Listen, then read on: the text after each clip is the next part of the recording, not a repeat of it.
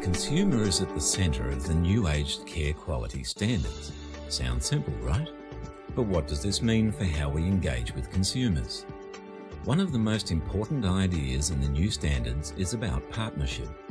Partnership means being open to reshaping how things are done, being responsive to what you hear, and being willing to negotiate and keeping the dialogue open at all times.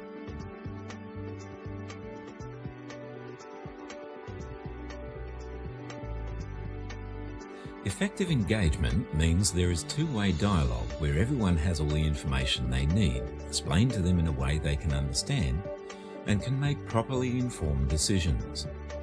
This includes any risks that might be running with their choices, and it means that everyone's needs are considered.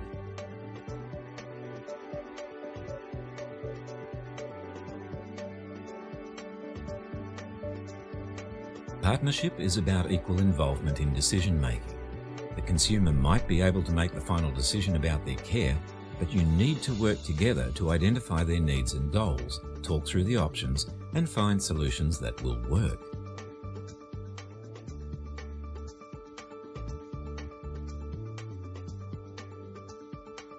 This also applies to things like feedback and complaints.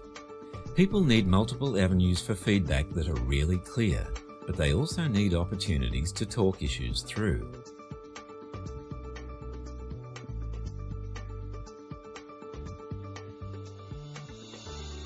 Partnership isn't just about individuals. Consumers can be involved in most aspects of governance, including developing clinical practice, policies and procedures, services, physical spaces, or staff training. The second important point is about understanding and responding to the individual. You might work with many consumers, but only one that is quite like the one you're dealing with at the moment. You need to take the time to listen and adapt.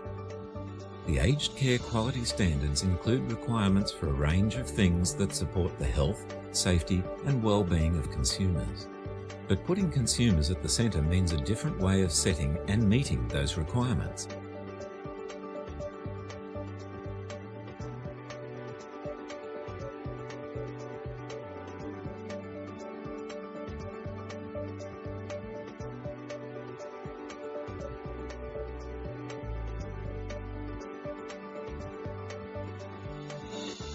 Where we sometimes find this difficult is where someone wants to do something we think is risky.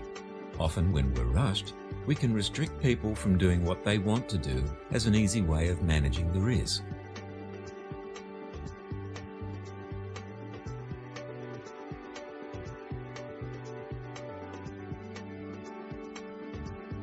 Effective engagement is how we know what life a person wants and whether what we are providing gets them there. That means the conversation needs to be ongoing.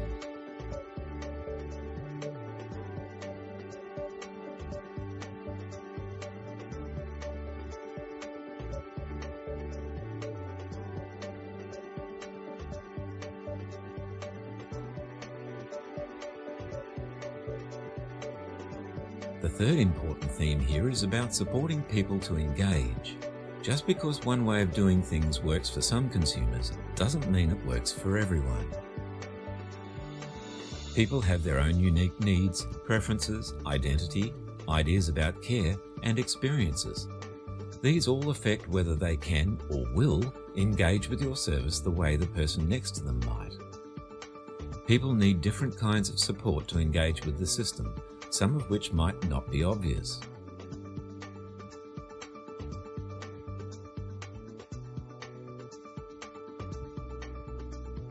People's life experiences or challenges can't always be seen from the outside. They may have a very different understanding of things like risk and choice.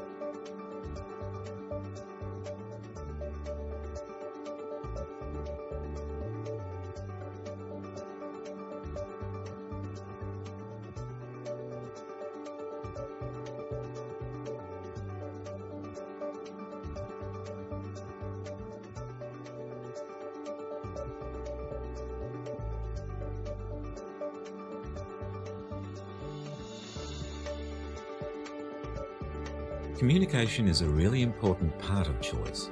Just because someone is not able to communicate in the ways we expect them to, does not mean they can't participate.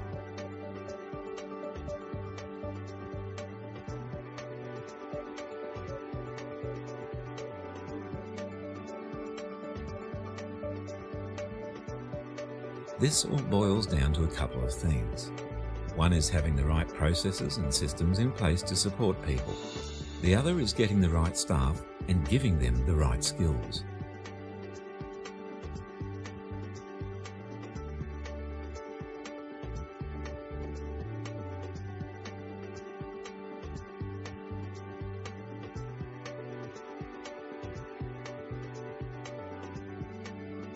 Staff performance is not just about clinical skills or how efficient you are. Staff need strong communication and interpersonal skills, and they need to be prepared to work in partnership with consumers. Not everyone develops these skills naturally.